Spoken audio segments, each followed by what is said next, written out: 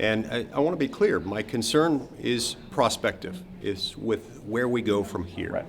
The biggest thing that I found troubling from that briefing was the suggestion that, number one, they would discourage us from debating things like a War Powers Act resolution, and number two, their unwillingness to identify some point at which they would need to come to Congress to get authorization for the use of military force. I find that very troubling. Mm-hmm.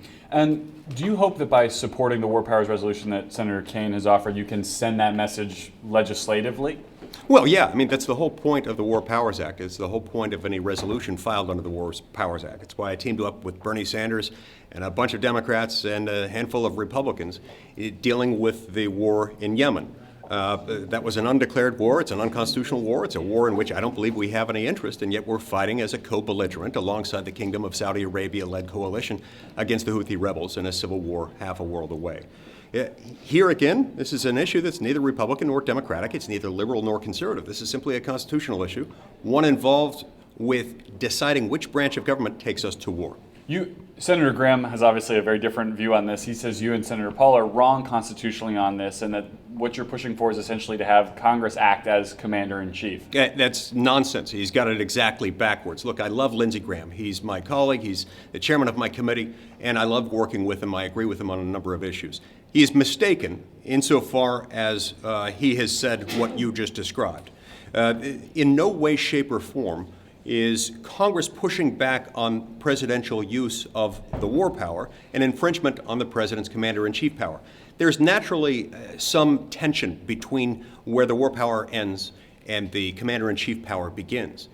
Nonetheless, that's why we have the War Powers Act. It doesn't substantively alter or attempt really even to define a bright line distinction between one power and the other. What it does do is set up a procedural framework whereby Congress can advance debate and discussion about one power versus the other within Congress. Are the chances of passage increasing?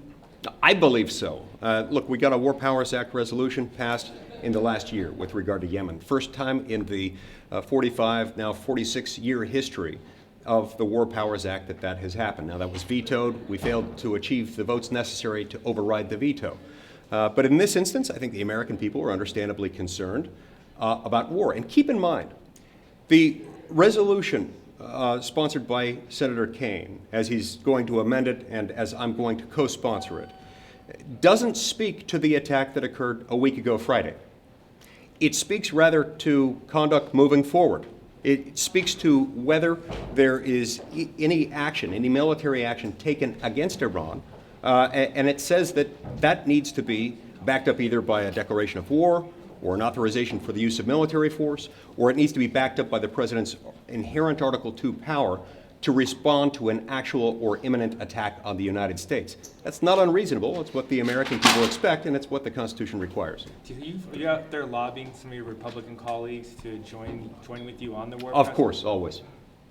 Good enough for me. Thank you. Appreciate it. Thanks. Speaking of lobbying.